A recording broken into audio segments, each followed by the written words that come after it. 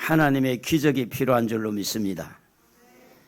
기적이라는 말을 사전적으로 보면 상식을 벗어나서 기이하고 놀라운 일을 기적이라고 하는데, 성경에서 말하는 기적은 하나님의 힘으로 이루어지는 사람이 상상할 수 없는 그런 일들이 일어나는 것을 기적이라고 말하는 겁니다.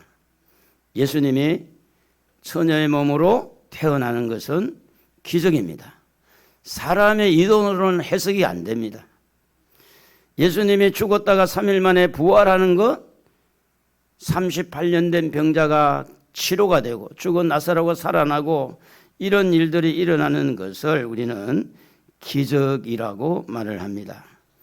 홍해가 갈라지는 것, 아침마다 만나가 이슬같이 만나가 있는 것, 썸물이 단물로 바뀌는 것, 그리고 이제 르비딤에서 반석에서 물이 쏟아져 나오고 메추라기 떼가 광야에 생활할 때 이렇게 산더미 같이 몰아오는 것, 이것은 대부분 인간의 이론이나 인간의 경험으로 해석이 안 되기 때문에 기적이라는 단어를 쓰고 있는 겁니다.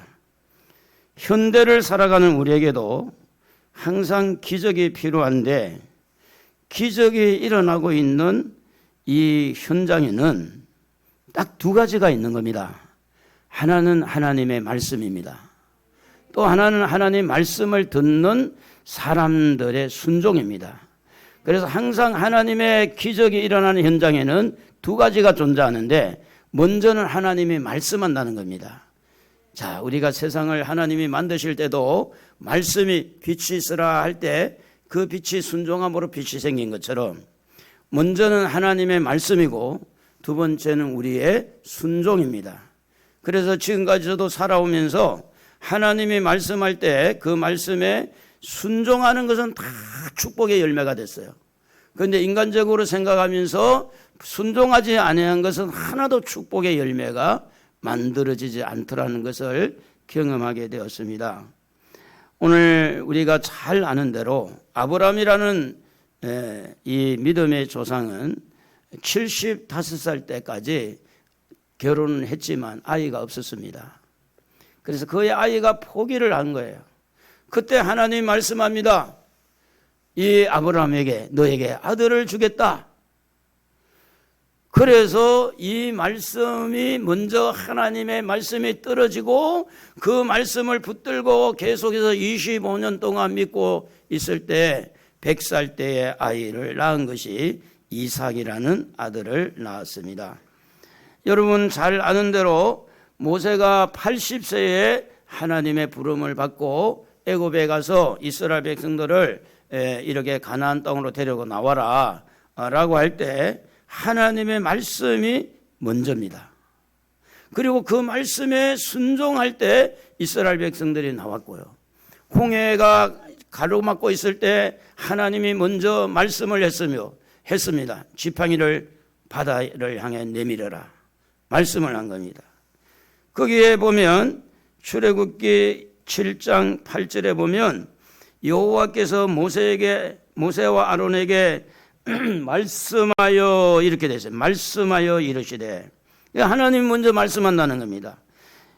출애굽기 7장 9절에 보면 바로가 너희에게 이르기를 너희는 이적을 보이라 하거든 너는 아론에게 말하기를 너의 지팡이를 들어서 바로 앞에 던지라 하라. 그것이 뱀이 되리라.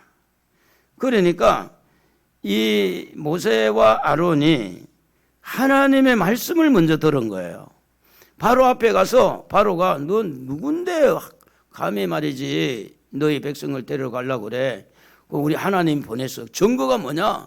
그래서 증거 한번 보여줘. 지팡이를 던졌더니 10절에 보니까 여호와께서 명령하신 대로 행하여 아론이 바로와 그의 신 앞에 지팡이를 던지니 뱀이 된지라 이렇게 되어 있습니다. 여러분 기적을 맛보기를 원하십니까?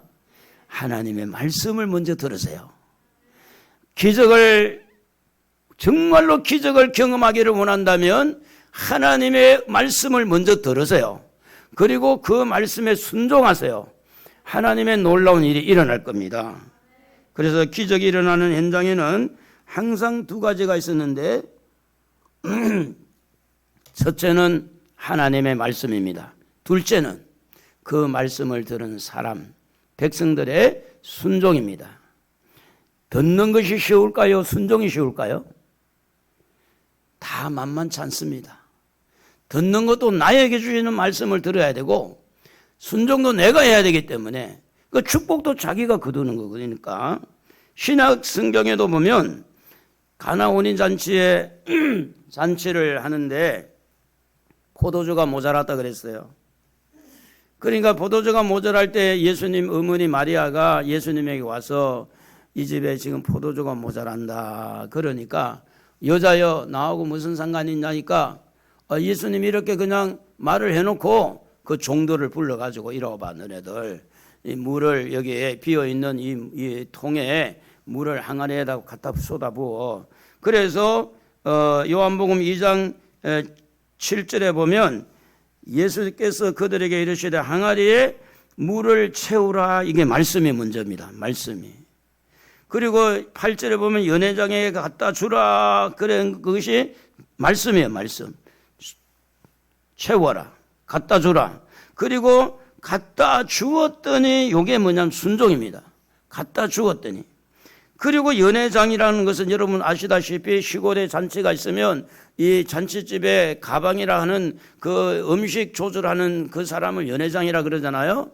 그 사람 손에서 다 음식이 왔다 갔다 하는 거니까 그 사람의 고백을 들어보면 뭐라고 말하냐면 10절에 먼저 좋은 포도주를 내고 취한 후에 낮은 것을 내거늘 그대는 지금까지 좋은 포도주를 두었도다. 무슨 이야기였냐 하면 하나님이 말씀을 예수님이 말씀을 먼저 주시고 그 다음에 순종할 때 이런 열매가 맺어진다는 말씀을 하고 있습니다. 여러분 평생을 고기 잡았던 베드로에게도 누가복음 5장 4절에 보면 깊은 데로 가서 그물을 내려 고기를 잡으라는 것이 주님의 말씀이죠. 그런데 그 말씀을 듣고 안 됩니다. 어젯밤에 실큰 고기를 잡아봤는데 안 잡히던데요. 쓸데없는 소리 하지 마세요. 우리요 지금까지 업으로 뼈가 다 굵은 사람들이요. 야 너 안 그래? 그렇지. 어젯밤에 안 잡았지. 자기들의 경험이 자기들의 이론이 하나님의 음성 예수님의 말씀을 듣지 못하도록 방해할 수가 있는데 베드로는 어떻게 이야기했느냐. 5절에 보니까 말씀에 의지하여 그 앞에 보면 우리들이 밤이 새도록 수고하였으되 잡은 것이 없지만 이것은 내가 경험해봤지만 내가 노력해봤지만 나는 헛수고했지만 주님의 말씀에 의지한다는 건 믿어서 말씀을 믿음으로 그물을 내리리이다 했더니 어떻게 됐어요? 6절에 보니까 그물이 찢어진지라 이렇게 말하고 있습니다. 말씀이 있고 그 말씀을 받은 사람이 순종할 때 뭐가 일어납니까? 기적이 일어난다는 거예요. 기적은 그냥 일어난 게 아닙니다. 하나님 말씀이 먼저 그리고 그 말씀을 정말로 순종할 때 하나님께서 그게 열매를 맺히게 한다는 겁니다. 그러므로 기적이 일어나는 이 현장에 우리가 기적이 일어나는 현장을 만들려면 그 현장에서 하나님이 나에게 따라합시다. 하나님이 나에게 말씀하는 그 말씀이 내 귀에 들려야 돼요. 먼저는 순종이 문제가 아닙니다. 듣는 것이 먼저예요. 하나님이 먼저예요. 하나님 말씀이 먼저라는 겁니다. 그 말씀을 듣고 난 다음에 순종을 고민해야 돼요. 말씀을 듣지 못하니까 순종할 것도 없어요. 기껏 해봤자 율법적인 생각만 하는 거예요. 늘상 생각하는 것이 율법적으로 나는 죄인입니다. 나는 죄인이요. 내가 잘못했어요. 그러니까 거기에서 기적이 일어나는 현장이 아닙니다. 기적이 일어날 수가 없어요. 그 현장에서 포도주가 없는 현장에서 들리는 말씀을 들어야 되지. 물고기를 잡지 못한 그 현장에서 말씀을 들어야지. 오늘 읽은 말씀에 요단강 물이 있는 이 현장에서 여기에 맞는 하나님의 음성을 들을 때 여기에 말씀에서 하나님이 기적을 일으킬 수 있는 능력이 거기서 나타난다는 겁니다. 그러므로 오늘 우리에게 하나님의 기적이 필요할 때 질병이 있는 현장에서 도무지 병원에서 고칠 수 없는 그 질병의 현장에서 하나님의 말씀 음성을 들어야 돼요. 가난의 문제를 절대로 해결할 수 없는 이 가난의 병을 이렇게 가지고 있는 그 현장에서 하나님은 나에게 뭐라고 말씀하는가? 나는 지금 너무 창피해. 가진 것도 없고 나는 너무 창피해. 나는 질병이 너무 많고 나는 너무 힘이 없어. 이런 현장에서 하나님은 오늘 나에게 뭐라고 하는지 거기에 현장에서 들리는 음성을 들어야 거기에서 순종할 때 그 문제가 해결되더라는 겁니다. 여러분, 포도주 만드는 현장과 물고기 만드는 현장이 같습니까? 다릅니다. 홍해가 갈라지는 현장과 요단강이 갈라지는 현장은 다릅니다.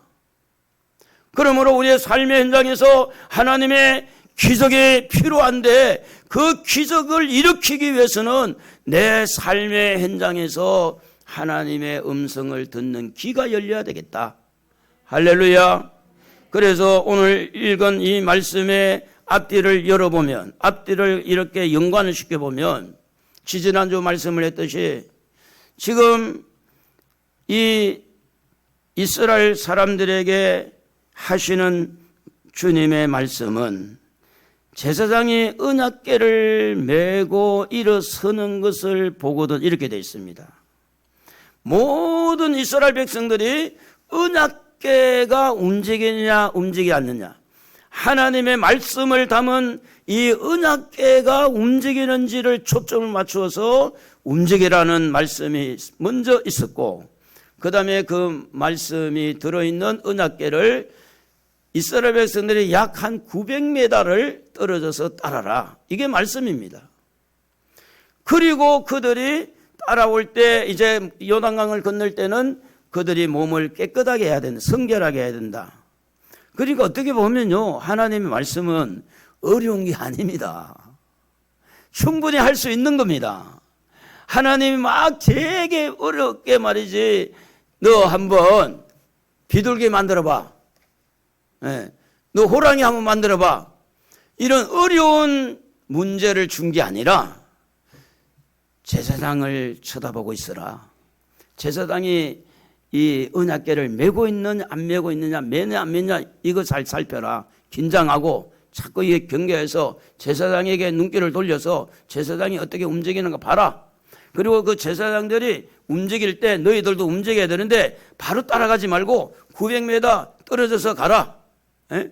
남녀 애들까지 하면 200만 300만 되는 그 모든 사람들이 이걸 보고 이제 따라야 되는데 그 멀리 좀 떨어져 가라. 그리고 너희들 몸 깨끗하게 해라. 몸도 마음도 깨끗하게 해라. 어렵습니까? 충분히 할 수 있는 거예요.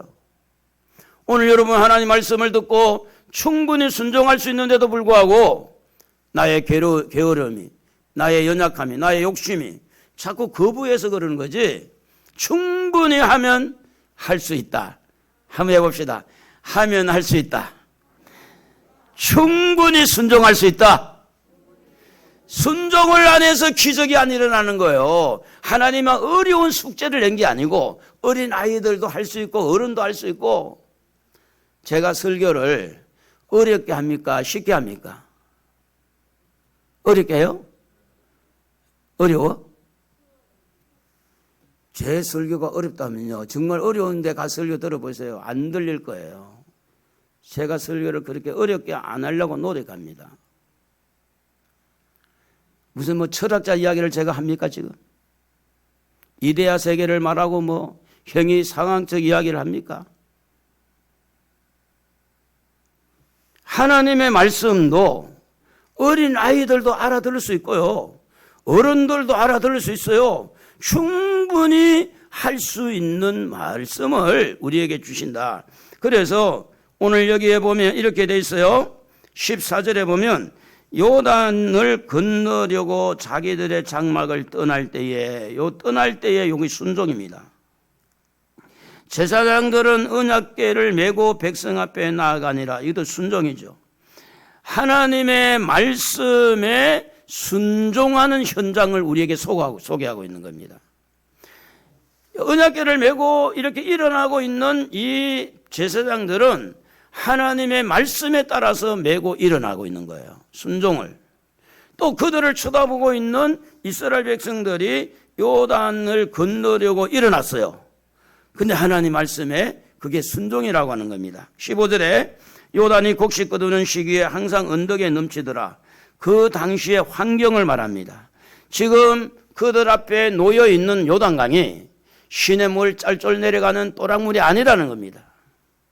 한강이 넘친 것처럼 여기 제가 요 밑에 요 밑에 천이 있는데 냇가가 있는데 가보면요, 나무가 이렇게 올라와 있는데 세상에 나무에 다 여름에 얼마나 물이 많았던지 거기에 다 쓰레기가 걸려 있는 게 지금도 있어. 가보면 지금 보리를 수확을 거두고 이렇게 여름에 되면 언덕에서 언덕까지 이렇게 물이 가득 차는 그 상황을 지금 말씀을 하고 있는데, 그런데 그렇게 물이 가득 찬 요단강일지라도 궤를 맨 자들이 요단의 이름에 이렇게 됐어요. 언약궤를 맨 자들이 요단의 이름에 궤를 맨 제사장들의 발이 물가에 잠기자. 이래 말씀에 순종하자. 하나님의 말씀에 따라서 순종하는 상황을 말씀하고 있습니다. 여러분, 하나님 말씀을 믿으시기를 바랍니다. 하나님 말씀을 믿어야 돼요. 믿을 때 순종하기가 쉽습니다. 하나님 말씀도 아이고 겁나, 아이고 우리가 어떻게 지금 건너가지? 여러분, 지금 제사장들이 언약궤를 메고 지금 이 요단강 물에 발을 잠긴 것, 발을 들여다 놓은 것은 물을 쳐다보고 들여놓은 게 아닙니다. 하나님 말씀에 붙들려서 말씀을 따라서 하나님의 말씀대로 뭔가 이루어질 것이고 기적이 일어날 거야 하고 그렇게 해서 발을 물에 잠긴 겁니다. 자, 그럴 때에 16절에 보니까 어떻게 되어 있습니까? 위에서부터 흘러내리던 물이 거쳐서 사르단 가까운 매우 멀리 있는 아담성읍 벤두리에 일어나 한 곳에 쌓이고 아라바 바다 염해 사해입니다. 염해로 향하여 흘러가는 물은 온전히 끊어짐에 백성이 여리고 앞으로 바로 건널세. 하나님이 어디에서 기적을 일으켰느냐? 말씀한 대로 순종하는 데서 기적을 일으킨 거예요. 순종하는 데서. 그러니까 이들이 마른 땅을 건너가는 것은 순종의 결과예요. 순종의 결과. 그래서 17절에 보면 언약궤를 맨 제사장들은 요단 가운데 마른 땅에 굳게 섰고 그 모든 백성이 요단을 건너기를 마칠 때까지 모든 이스라엘은 마른 땅으로 그 마른 땅을 건넜더라. 이게 기적이죠. 홍해는 기적을 일으킬 때 양쪽에 벽을 쌓았어요. 동풍이 불어서 양쪽으로 물이 이렇게 멈췄죠. 양쪽으로 출렁거리니까 왔다 갔다 하잖아요. 그걸 막았어요. 요단강은 위에서 내려오는 물을 막아줬어요. 달라요. 환경마다 달라요. 오늘 여러분에게 주어진 환경마다 다 다른 환경에 살아가고 있습니다. 이런 기적이 일어나려면 여러분의 현장에서, 여러분이 고통당하는 현장에서, 여러분이 가지고 있는 문제 속에서 거기에서 하나님의 음성이 들려야 된다는 그 말이에요. 그러니까 하나님 말씀을 그 현장에서 들어야 돼. 내가 고민하는 직장에서, 사업장에서, 또 여러분 어려운 가정생활에서 여러 가지 지금 고민하고 갈등하고 있는 내가 힘들고 도무지 내 힘으로는 해결이 되지 않는다는 그 현장에서 하나님의 음성이 필요하다는 거예요. 거기에 맞는 하나님의 말씀. 지금도 여러분 기적은 계속해서 일어나는 줄로 믿습니다. 간증을 들어보세요. 다 간증은 기적의 경험을 이야기하는 것을 간증이라고 그래요. 그러므로 믿음을 가지고 있는 그 사람은요, 기적을 기대해야 돼요. 돈을 좀 벌더라도요.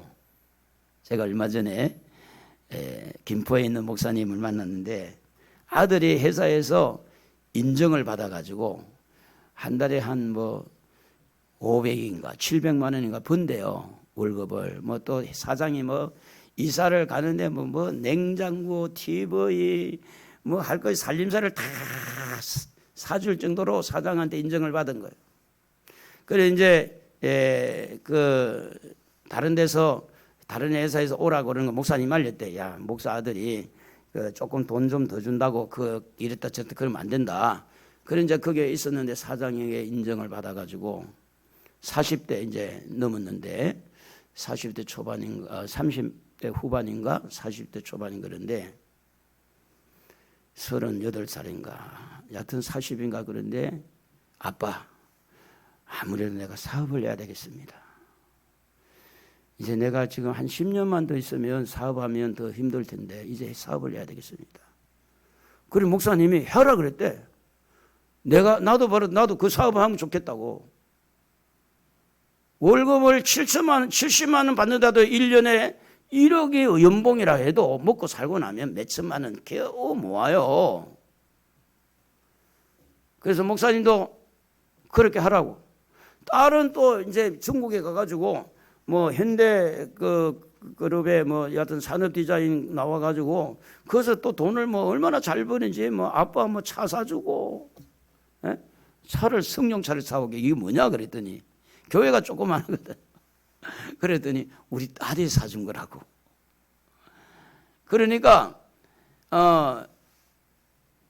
여러분 직장에서도요 하나님 앞에 복을 받고 인정을 받고 어떤 길이 열려야 되고요. 사업장에도 어떤 길이 열려야 돼요. 그래서 제가 이제 그 아들이 그러면 시작을 했냐 그러니까 누구 한 사람하고 나와서 시작을 했다는 거예요. 그 대신에 자기가 이렇게 이 영업을 참 잘 뛰는 아이라 잘 뛰어온다고 그래요. 그래서 그 영업 뛰었던 그 몇 군데 하고 이렇게 사업이 잘 될 것 같다고. 여러분, 우리는 세상을 한 번 삽니다. 되돌릴 수가 없어요. 두 번 사는 게 아니에요. 그저 적당하게 그냥 그냥 조금 먹고 그냥 살고 이게 아니고 한번 하나님 앞에 큰 축복을 받고 싶으면 마음을 살려야 돼요. 마음을. 꿈을 가지고 할렐루야.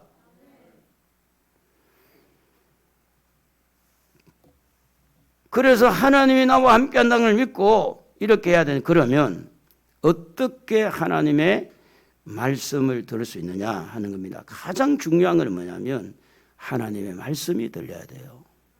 믿음이 자라지 않는 사람의 특징이 뭔지 아세요? 그 머릿속에 말씀이 없어요. 말씀이 잡아주질 않습니다. 말씀에 은혜를 받은 적도 없고, 그러니까 말씀에 뭔가 재미가 없는 거야. 그런 사람은 수십 년을 교회를 다녀도 기적은커녕 은혜를 받기도 힘들어요. 중요한 것은 뭐냐면 질병이 있는 나에게 하나님은 나에게 뭐라고 말씀하는가? 가난이 있는 나에게 오늘 하나님 나에게 뭐라고 말씀하는가? 그래서 그 말씀을 자꾸 들으려고 사모하는 마음을 가지고 오늘 하나님 말씀해 주세요. 오늘 이런 상황에 나에게 말씀해 주세요. 그런 말씀을 듣기 위해서 겸손한 자세를 가지고 다 앞자리에 앉아가지고 주여 하고 하나님 말씀해 주세요. 그 사모하고 겸손한 마음을 가지고, 그리고 마음을 어떻게 하든 깨끗하게 해서 정결하게 해서 하나님 말씀해 주세요. 그래 하나님의 마음을 이렇게 알아서 하나님이 기뻐하는 마음을 가지면서 하나님 말씀해 주세요. 여러분, 이 말씀이 들릴 때는요, 때로는 꿈을 통해서도 말씀합니다. 길을 가는데도 말씀을 할 수 있어요. 기도하는 중에 말씀할 수 있어요. 신비의 세계를 열을 수 있어요. 꿈을 통해서든 뭘 통해서든. 근데 가장 중요한 하나님의 말씀을 듣는 비결이 뭐냐면 기록되어진 하나님의 성경 말씀입니다. 꿈으로 들리는 것도 성경에 검증을 해야 되고요. 기도하다가 들리는 것도 성경을 가지고 검증을 하지 않으면 큰일 납니다. 왜냐하면 마귀도 소리를 내니까. 마귀도. 그래서 기록된 하나님의 말씀, 성경 말씀 사랑하기를 바랍니다. 할렐루야. 성경이 우리 손에 있는 게 얼마나 감사해요. 그래서 성경은 집에 갔다가 덮어놓고 주일날 이렇게 가져온 그게 성경이 아니라 성경을 읽으면서 또 읽으면서 그 속에서 나에게 주어진 환경 속에서 하나님은 나에게 뭐라고 말씀하는가. 조영규 목사님 같은 경우는 고등학교 2학년 때 폐병에 걸려 죽을 고비에 있을 때 성경 한 구절, 내 영혼이 잘된 같이 범사가 잘되고 강건해지기를, 여기에 탁 부딪혀가지고 살아났잖아요. 세계적인 역사를 일으켰잖아요. 그 말씀이. 그분의 간증을 들어보니까 그래요. 그러므로 성경은 하나님의 말씀인 줄로 믿습니다. 성경을 가까이 해야 될 줄로 믿습니다. 성경을 자꾸 읽어야 될 줄로 믿습니다. 그래서 이 성경을 읽고 기록도 써보기도 하고 암송을 하고 성경을 자꾸 읽으면서 그 속에서 은혜를 받고 깨우치고 그 말씀 안에서 내 마음에 잘 와서 새겨지도록 이렇게, 예를 든다면 그래요. 예를 든다면 나를 보내신 이를 믿고 나를 믿는 자는 영생을 얻었고 심판에 이르지 아니하나니 사망에서 생명으로 옮겼느니라. 와, 이 한 구절만 가져도 구원의 확신이 확 열리는 거예요. 나는 믿으니까. 내가 하나님 믿고 예수를 믿으니까 생명을 얻었고 심판에 이르지 아니하고 사망에서 생명을 옮겼다. 그래서 이 말씀을 자꾸 들을 때 구원이라고 하는 문제가 해결되고 하나님의 심판이라는 문제가 해결되고 영원히 사는 문제가 해결되긴 죽음의 문제가 해결되는 성경 한 구절 안에 하나님의 말씀이 우리에게 주는 축복이 너무 크다는 거예요. 그런 면에서 성경을 읽으십시다. 성경을 사랑하십시다. 성경 말씀을 암송도 해보고 써보기도 하고. 우리 아내 바로 위에 그 처형이, 바로 위에가 아니고 우에 처형이 나이가 이제 저하고 비슷한데 똑같은데 이 성경을 이렇게 쓰기를 했는데 기록을 하니까 뭐 14권인가 막 애들이 사준 그걸 필사를 했다고 그러는데 잠깐 이게 이제 보니까 지금은 타자로 있어서 이제 욥기까지 금년에 썼다, 이렇게 금년인가 작년부터 해가지고 욥기를 지금 기록하고 있다, 그렇게 한 것을 봤어요. 여러분, 성경 속에서 하나님 말씀이 여러분에게 들립니다. 성경을 소중하게 여기세요. 정말입니다. 다른 데 가서 이상한 소리들을 하지 말고 성경도 읽지 않으면서 꿈만 가지고 내 꿈을 매달리지 말고, 그러니까 사단이 꿈을 통해서 이상한 소리 듣게 해가지고 망하게 하고, 성경을 자꾸 읽고 성경을 읽기는 싫으니까 누가 그냥 뭐 예언한다, 뭐 누가 소리한다, 그 가서 딱 한 소리 들으면 쉽게 무당처럼 되니까 그 무당식으로 그렇게 해결하려 하지 말고 성경을 내가 읽고 성경을 자꾸 보고 성경 속에서 하나님이 나에게 뭐라고 말씀하는가. 그래서 모세에게 하나님이 성경을 통해서 보면 신명기 31장 11절에 이렇게 기록이 되어 있어요. 온 이스라엘이 네 하나님 여호와 앞 그가 택하신 곳에 모일 때에 이 율법을 낭독하여 온 이스라엘에게 듣게 하시니, 12절에 보면 그들에게 듣고 배우고 네 하나님 여호와를 경외하며 이 율법의 모든 말씀을 지켜 행하게 하고, 13절에 보면 여기에 약속이 나오죠. 또 너희가 요단을 건너가서 차지할 땅에 거주할 동안에 이 말씀을 알지 못하는 그들에게 그들의 자녀에게 듣고 네 하나님 여호와 경외하기를 배우게 할지니라. 하나님의 말씀은 우리 후손도 계속해서 하나님 말씀이 그들에게 들려지기를 원하고 그들이 알기를 원한다는 겁니다. 성경을 소중하게 여기십시다. 할렐루야. 그리고 또 중요한 것은 이 시간, 설교 시간. 설교를 통해서 하나님의 말씀을 듣게 되죠. 그래서 지금의 나의 상황에서 오늘 설교가 나에게 지금 이런 장애물이 있는데, 요단강과 같은 그런 질병의 장애, 가난의 장애, 지금 문제가 있는데 하나님은 이 상황에서 나에게 설교를 통해서 어떤 말씀을 주시는가. 그래서 자신의 문제를 해결해 주시는 말씀으로 설교 시간에 들을 때 데살로니가전서 2장 13절에 말씀한 대로 그들은 사람의 말로 듣지 아니하고 하나님의 말씀으로 이렇게 받음으로 인해서 이 설교 시간을 소중하게 얘기해야 돼요. 그 설교를 잘 안 듣는 사람은 하나님 말씀 잘 안 듣는 거예요. 여러분, 다른 시간에 어떤 일이 있어도 좋아도 설교 시간에는 꼼짝달싹하지 말고 설교 시간에는 내가 이 하나님 음성을 들어야 되니까 이게 축복을 받는 것뿐만 아니라 내 영이 살기 때문에 그렇습니다. 내 영이. 설교를 제대로 안 듣고 그 영이 산다는 건 거짓말입니다. 절대 여러분, 우리 심령이 사는 것은 설교를 들을 때 믿음이 생기고 설교를 들을 때 하나님의 음성이 들리면서 아, 내가 이렇게 하면 되겠구나, 이렇게 순종해야 되겠구나, 그것에서 기적이 일어나는 거죠. 그래서 데살로니가 성도들은 바울의 말을 사람의 말로 듣지 않고 바울을 통해서 주시는 하나님의 음성으로, 하나님의 말씀으로 들은 겁니다. 그러므로 사랑하는 성도 여러분, 여러분이 어려움을 가지고 있고 힘든 일을 가지고 있고 지금 뭐 포기하고 싶고 지금 뭐 아이고 나도 모르겠다 이렇게 실패에 빠져가지고 힘든 상황에서 한 번 설교만 잘 들어도요 일어나게 됩니다. 주가 주신 능력으로 나는 일어나리라. 말씀은 능력이 있습니다. 그 말씀을 들을 때 일어나야 되겠구나. 그러므로 여러분, 설교를 들을 때에 그냥 한쪽 귀로 듣고 한쪽 귀로 흘리지 말고 내가 가지고 있는 환경과 오늘 목사님을 통해서 주시는 말씀을 연관을 시켜서 듣는 귀가 필요하다는 거예요. 그때 하나님의 음성이 들리는 거예요. 이걸 할까 말까, 이걸 할까 말까 그럴 게 아니라, 그리고 성령의 감동으로 말씀을 듣는 것이 중요합니다.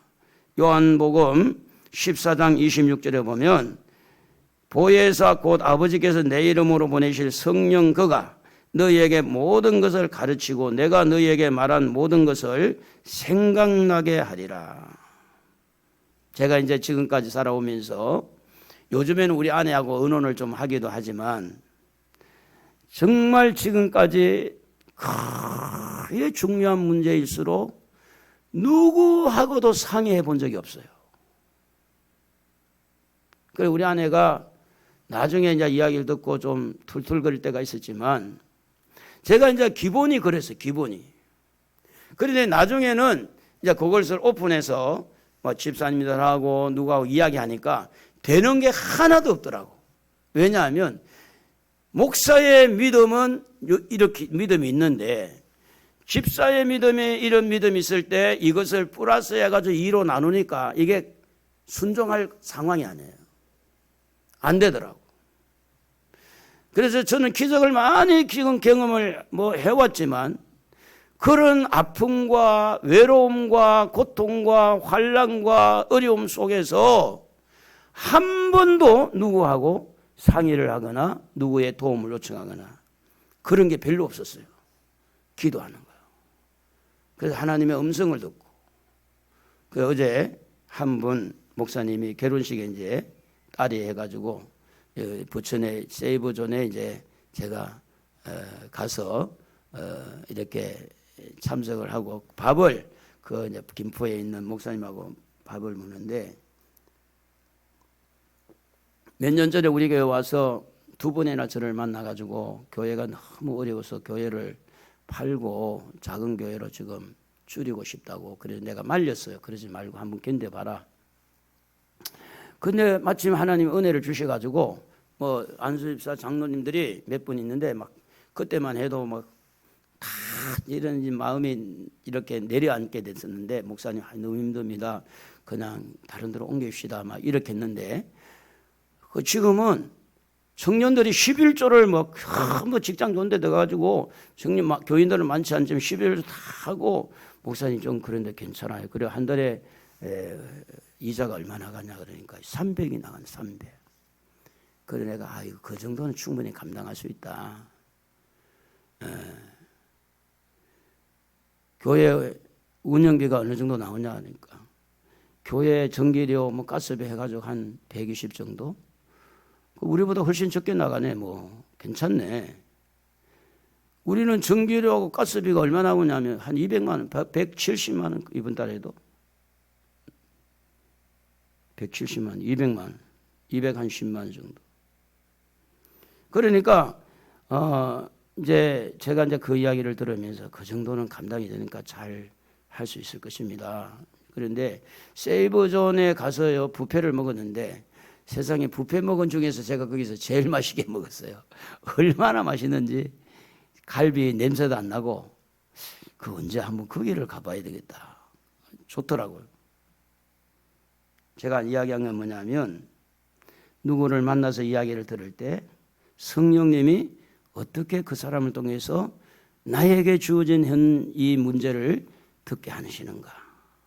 내가 지금 고민하고 있는 이 문제를 성령께서 어떻게 말씀이 생각나게 하고 어떻게 예수님을 생각나게 하고 예수님의 가르침이 생각나게 해서 그것을 참게 하고 도전하게 하고 그렇게 하는지. 그래서 예수님의 말씀으로 위로도 받고 예수님의 말씀으로 책망도 받고 예수님의 말씀으로 용기를 내게 하는 것이 성령의 감동으로 하나님의 음성을 듣는 훈련이 되는 겁니다. 그러므로 사랑하는 성도 여러분, 어떤 상황이 있을 때 가만히 그냥 있지 말고 기도하시기를 바랍니다. 그것을 내버려 두지 말고 아이고 못 오겠다 될 대로 되라 그러지 말고 몸부림치면서 기도하시기를 바랍니다. 기도하면 하나님이 어떤 사람을 보쳐서 하든지 성령께서 여러분에게 그동안 들은 말씀이 생각나게 하든지 하나님의 음성이 들린다 그 말입니다. 하나님의 음성이. 물질도요 하나님 앞에 복을 진짜 받고 싶거든 기도해 보세요. 열심히 일한다고 다 되는 게 아닙니다. 일만 한다고 다 되면 일한 사람 뭐 안 되는 사람이 없어야 되지.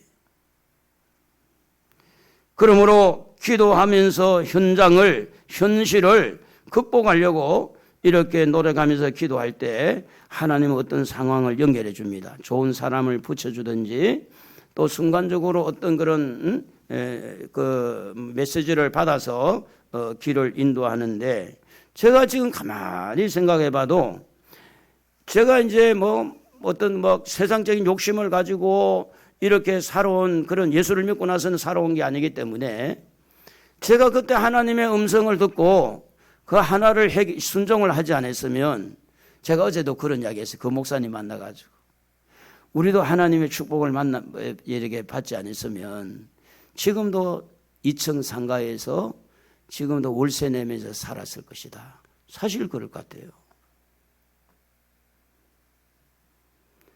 자, 우리가 잘 아는 대로 구약에 엘리야 시대가 있고 또 사무엘 시대가 있는데 엘리 시대가 있고 사무엘 시대가 있는데 이 엘리 시대는 하나님의 음성이 안 들렸어요. 근데 사무엘 시대는 하나님의 음성이 들린 거야. 그래서 사무엘상 3장 1절에 보면 이 사무엘이 엘리 앞에서 여호와를 섬길 때에 여호와의 말씀이 희귀하여 이렇게 돼. 희귀하여 이게 말씀 듣기 어렵다는 거예요. 하나님의 음성이 안 들렸다는 거예요. 희귀하여 이상이 흔히 보이지 않았더라. 꿈과 환상이 보이지 않았더라. 그러니까 깜깜한 거지. 하나님이 전혀 뭐 말씀해 주지도 않고 들리지도 않고. 그런데 3장 10절에 보면 성전에서 자고 성전을 섬기고 이렇게 기도하고 봉사하던 그 사무엘에게 하나님이 말씀하는 거예요.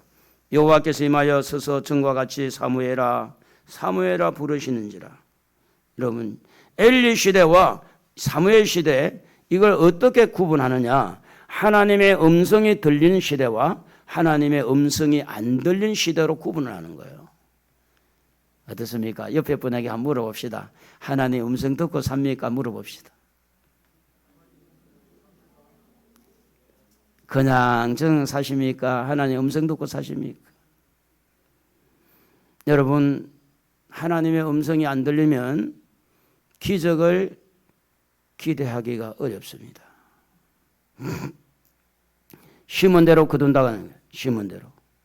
내가 하나님의 음성을 듣기 위해서 심어야 되고 노력해야 되고 정말 하나님 음성을 듣기 위해서 몸부림치고 그런 곳에서 기적이 일어나는 거예요. 그런 게 있어요.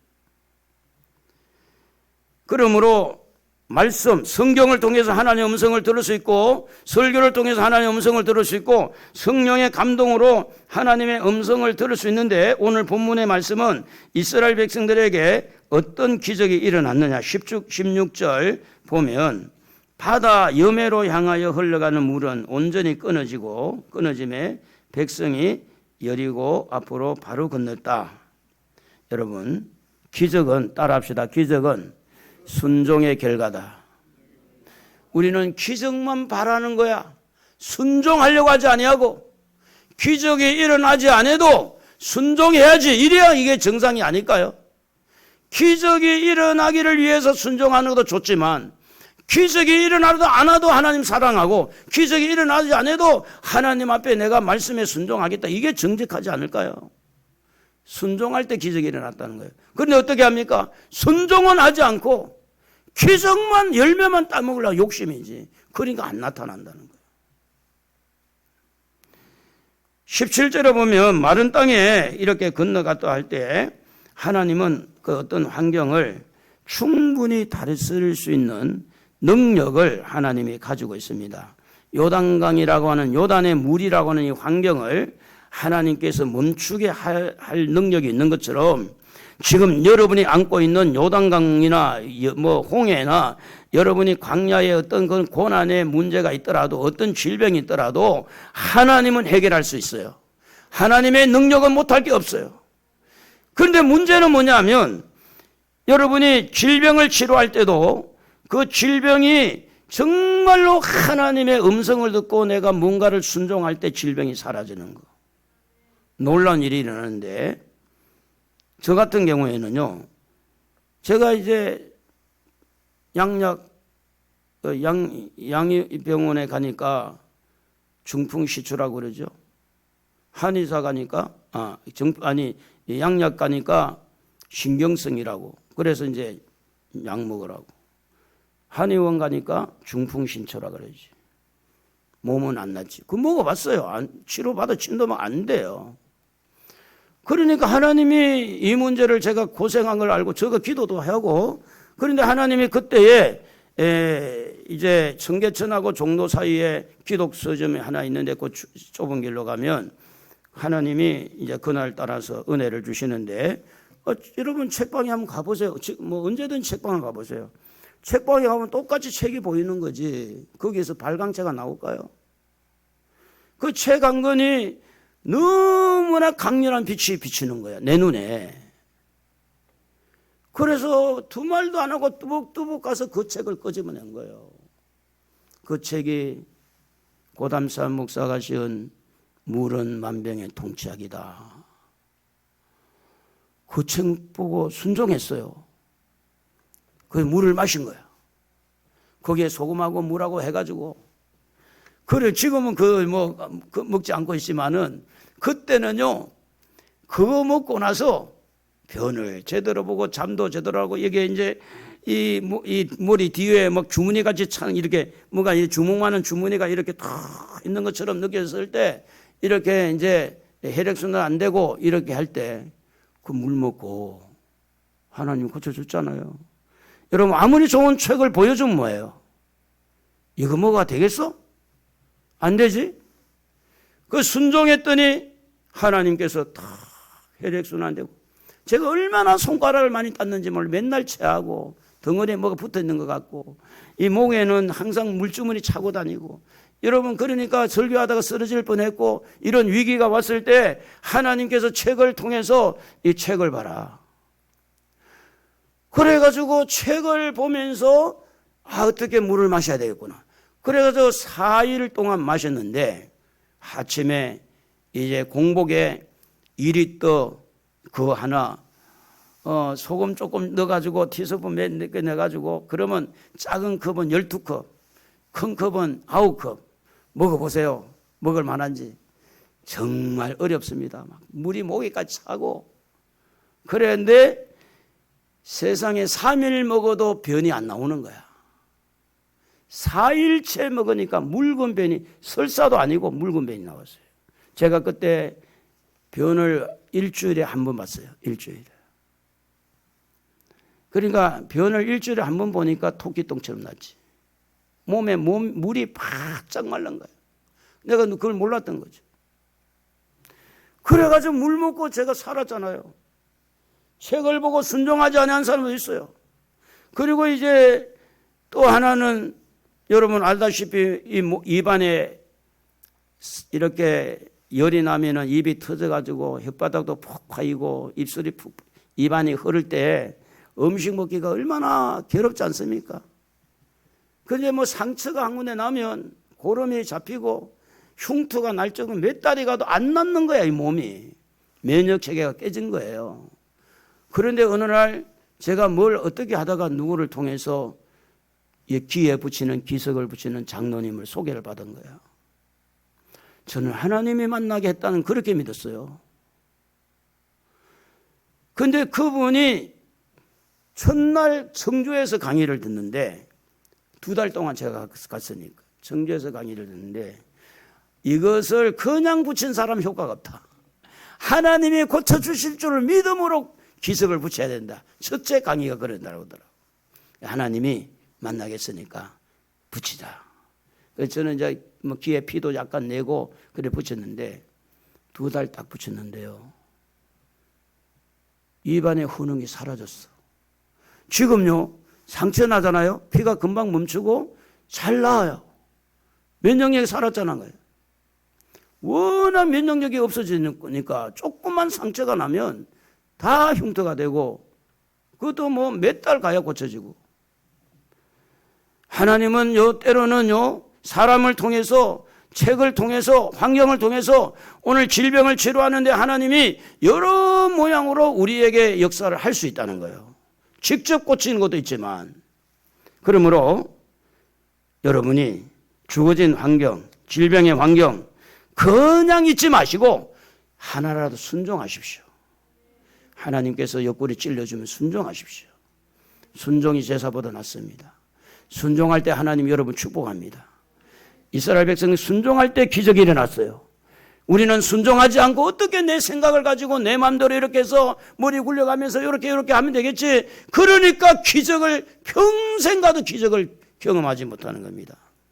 여러분 기적을 우리가 기적주의로 만들어서 체험주의 만들려고 하는 게 아닙니다. 하나님이 살아계심을 믿고 천국이 확실하게 있는 걸 믿고 내가 믿음 생활 이렇게 해서 안 되겠구나. 우리가 이런 하나님이 살아계시는데 믿음 생활 제대로 해야 되겠다. 여러분 보세요. 노후 대책 뭐 보험을 연금을 해가지고 노후 대책 그래 해봤자 100년을 살지 못하는데 바보같이 왜 노후 대책은 하는데 천국의 대책은 하나도 없어. 그냥 예수 믿으면 천국 가겠지. 얄팍한 신앙 가지고. 그러니까 어디 거기서 기적이 일어납니까? 평생 믿어보세요. 기적이 일어나는가? 기적 아니랍니다. 진짜 노후 대책은 천국이에요. 영원한 천국. 천국에 대해서 준비는 하나도 안 하고 천국은 들어가면 그냥 되는 거고 이 땅에 사는 동안에 이 노인데도 돈이 있어야 되더라. 돈이 있어야 돼. 제 동기 목사님이 저 김해 쪽에 농촌교회인데 동기 모여가지고 자랑을 막 하는 거야. 나는 노후가 다 준비됐대. 그래 어떻게 준비됐나 그러니까 사모님이 직장생활에서 그 연금이 250만 나온대. 목사님은 이제 또 우리 교단에 한 거 그 연금을 했기 때문에 150만 나온대. 그러면 250하고 150 하면 얼마예요? 300? 아유 계산도 빠르시다. 400이 나오니까 자기는 걱정도 없다는 거야. 걱정도. 여러분 노후 대책이 중요합니까? 천국 대책이 중요합니까? 고민이 되죠. 노후 대책은 실생활에서 너무 우리의 피부에 와닿아 있지만 천국은 그림 같고 천국 가봐야 알지 뭐. 있긴 있나 모르겠네. 기적을 체험할 때 요단강이 딱 갈라지고 홍해가 갈라지고 여러분 앞에 놓여진 질병의 문제가 해결되고 암덩어리가 녹아지고 기적을 딱 경험할 때 노후 대책이 중요한 게 아니고 천국 대책이 중요하구나. 그렇기 때문에 기적을 경험하나 안 하나가 아니라 기적을 좀 경험하자는 겁니다. 기적이 좀 일어났으면 좋겠다는 거예요. 어정쩡하게 믿음 생활하지 말고 확실하게. 저 성격이 좀 그래요. 하면 하고 안 하면 안 하고 중간은 없어요. 제가 좀 그게 장점이도 하면서 단점이에요. 적당하게 막 넘어가고 이러면 되는데, 내가 예수를 믿고 지금 제가 우리 교회가 이렇게 된 것도 지금 제가 이 문재인 정부의 이 사회주의 공산주의로 관련 그거 이야기 안 했으면 교인들 다 남아 있었겠죠. 기무사 해체하고 안기부 해체하고 간첩 잡지 못하게 하고, 이게 뻔히 공산주의로 가고 있는 건 목사의 눈으로 보고 있는데, 제발 그것 좀 말하지 말라고 일부러 찾아와가지고 저를 찾아온 지 한 3-4분 돼요. 4분. 목사님 계속 그렇게 말하면 떠납니다. 그래 내가 거기에 타협을 할 것 같아 목사를 내려놔야지. 근데 지금 그것을 타협하고 목회를 하는 목사님들이 여러분 얼마나 되는 줄 아세요?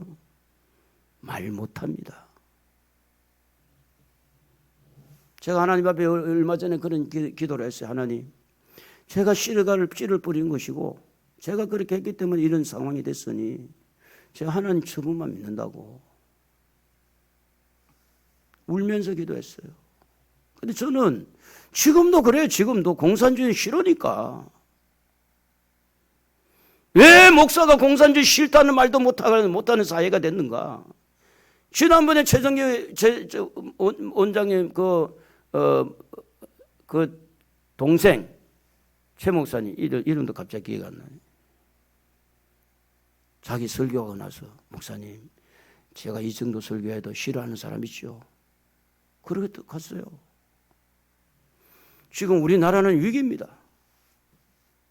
강단에서 할 말을 못하는 사회가 됐어요.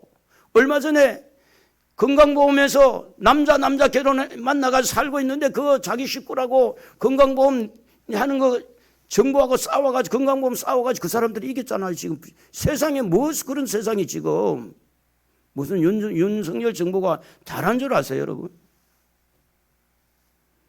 물론 보수적이라 공산주의 가기 전에 5년을 우리가 지금 확보해놨다고 하지만 이거 하나님 앞에 벌받을 일이에요. 이게 왜 이 나라가 간음이 죄가 아니라고 법으로 그렇게 만드는지, 이게 벌받는 일이지. 그래가지고 남자끼리 사는데 자기 아내라고 해가지고 법으로 인정하지도 않았는데 그래 정부하고 싸워가지고 이겼잖아요. 이번에 이겨가지고 건강보험 한 사람만 내도 된다고. 강단에서 공산주의가 잘못됐고 대통령이 잘못됐고, 여러분 문재인 대통령이 평창 올림픽에서 공산주의 최고의 우두머리 되는 신정복 씨를 자기가 존경한다. 나는 얼마나 놀랐는지 몰라. 이인영 씨가 우리는 사회주의로 간다고, 통일부 장관 그 이야기 듣고 나는 얼마나 놀랐는지 몰라요. 근데 그 말을 강단에 지금 할 수가 없어요. 하면 싫어하니까. 여러분 보고 이야기한 게 아니고. 왜 이렇게 됐느냐면 우리는 지금 하나님의 음성을 들으려고 하는 게 아니라 자기에게 좀 이렇게 맞춰서 자기 생각에 맞춰서 들으려고 하는 얄팍한 것이 있기 때문에 강단이 타락한 거예요. 그래서 주님 오실 때가 다가온 거죠 지금. 그러므로 사랑하는 성도 여러분, 여러분이 어떻게 하든지 순종을 좀 해야 돼. 순종을. 말씀에. 할렐루야. 말씀에 순종해야 돼요. 무슨 정치 여야 누구 팬 그게 아니고 우리 나라를 살려야 돼. 우리 나라를 후손들에게. 여러분 손주들 공산주의 되면 되겠어요? 미군 철수하라는 지금 누굽니까? 옛날에 문재인 정부 때 초대 총리인가 한명숙 씨. 자기 남편은 간첩. 미군 철수 미군 철수, 남편은 미군 이 대사관 앞에 철수 이렇게 해가지고 미군 철수라고 해놓고 자기 부인은 국무총리하고. 저는요, 그것을 국무총리 할 때 저 마음 엄청 상해서 그런 말을 제가 안 했지만, 저게 아닌데, 저래 하면 안 되는데. 그 남편은 미군을 철수하기를 원해요, 미군을. 제가 왜 이런 말씀을 드리냐면, 지금 여러분 개인의 환경도 굉장히 어렵지만, 나라의 환경이 지금 말할 수 없이 어렵습니다. 나라의 환경. 이 환경 속에서 하나님의 음성을 우리는 들어야 돼. 하나님이 지금 우리에게 뭐라고 말씀하는지. 저도 그래요. 저도 나이를 이제 70이 다가오니까 살 만큼 살았잖아요. 살 만큼 살았으니까 뭐 이렇게 살아 크게 걱정 없어요. 뭐 조금 더 힘들어도 충분히 힘든 세상을 살아갈 수 있고. 근데 우리 아이들이나 우리 손주들은 정말로 어려움을 이겨 나갈 만한 그런 그릇이 아니에요. 이 아이들에게 좋은 시대를 물려줘야 돼요. 자유롭게 살 수 있고 마음껏 하나님을 찬양할 수 있는 그런 이 후손을 물려줘야 돼요. 그렇기 때문에 우리가 나라의 위기 속에서 하나님의 음성을 들어야 되고, 교회가 지금 위기입니다. 우리 교회는. 이걸 어떻게 해야 될까? 괜히 하는 이야기가 아니에요. 이 위기 속에서 하나님의 음성을 들어야 돼요. 여러분 개인적으로도 질병과 가난과 여러 가지 문제 앞에서 하나님의 음성을 들어야 돼요. 하나님의 음성을 들을 때 그 말씀에 하나라도 순종을 좀 합시다. 옆에 분하고 한번 인사를 합시다. 순종해 봅시다. 네. 제가 이제 마무리를 하는데 한 가지만 말씀을 드릴게요. 하나님이 이걸 이제 뭘 하나를 구입을 하면 좋겠다 이런 마음을 줬어요. 저한테 깨달음을. 그래가지고 이제 그것을 알아보고 집사님, 그때 안수 집사님 몇 사람하고 전도사님하고 다 모시고 갔어요. 지하에 막 물이 차 있더라고. 부천역 쪽인데. 그때 참 저는 개인적으로 사고 싶었어요.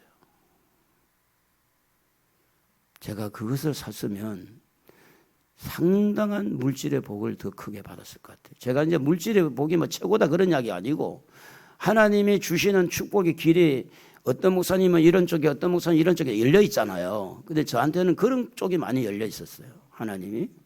왜냐하면 너무 물질에 가난했기 때문에 한이 맺힌 사람이었어요.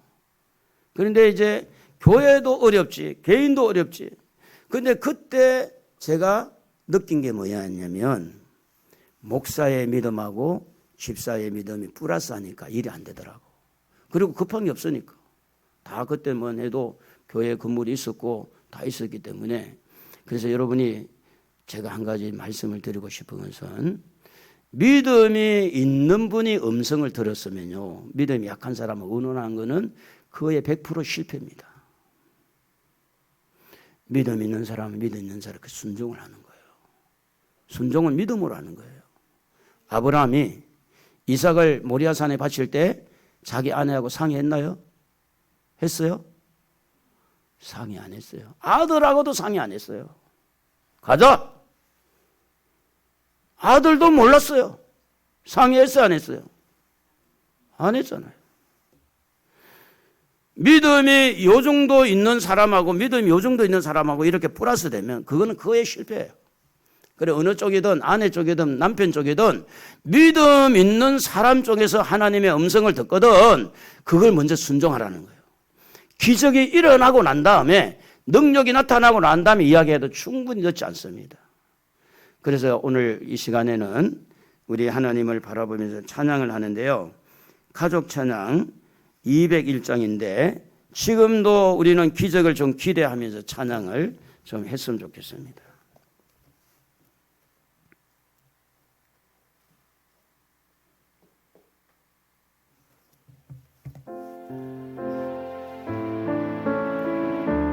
잘 모르는 분들도 자꾸 이렇게 표현을 하면서 한번 불러보면 좋겠어요. 그 어느 날 새가 그물에 걸린 같이 내 삶 속에 덫이 임했네. 몸부림쳤지만 허우적거렸지만 나는 약한 자였었네. 내 영혼아, 내가 어찌하여 낭망하며 불안하여 하는고. 너는 하나님을 바라라. 그 얼굴의 도심을 인하여 내가 오히려 찬송하리라. 나의 좋으신 주님, 태양을 멈추며 혈루증을 고쳤던 주님, 기적의 하나님, 능력의 하나님, 그는 나를 고쳐주셨네. 그날 아무도 예고 없이, 어느 날 아무 예고도 없이 내 삶 속에 슬픔이 맺네. 원인을 찾으며 애써봤지만 나는 무력한 자였네. 내 영혼아, 내가 어찌하여 낭망하며 불안하여 하는고. 너는 하나님을 바라라. 그 얼굴의 도심을 인하여 내가 오히려 찬송하리라. 나의 좋으신 주님, 죽은 자를 살리며 모든 병을 고쳤던 주님, 기적의 하나님, 능력의 하나님, 그는 나를 고쳐주셨네. 죽은 자를 살리며 병든 자를 고쳤던 그 주님이 우리 주님입니다. 태양을 멈추게 하고 헬루증을 고쳐주신 그 주님이 나의 주님입니다. 오늘 시간에 여러분에게 먼저 있는 환경, 가정, 개인, 복음을 전하는 문제, 또 나라, 우리나라는 양분화가 됐어요. 양분화가 보수 진보 해가지고 양분화 됐는데 정말 어려운 시기를 지금 안고 있습니다. 이 나라가 하나님의 은혜로 정말 민주주의로 통일된 민주주의 사회가 될 수 있도록 계속해서 도와달라고 기도하시고, 우리 주여 한번 부르고 같이 기도하는데 여러분 가정, 여러분 자신을 살피면서 하나님 말씀해 주세요. 내가 말씀에 순종하겠습니다. 우리 하나님 앞에 주여 부르고 기도합니다. 주여, 그러고 하신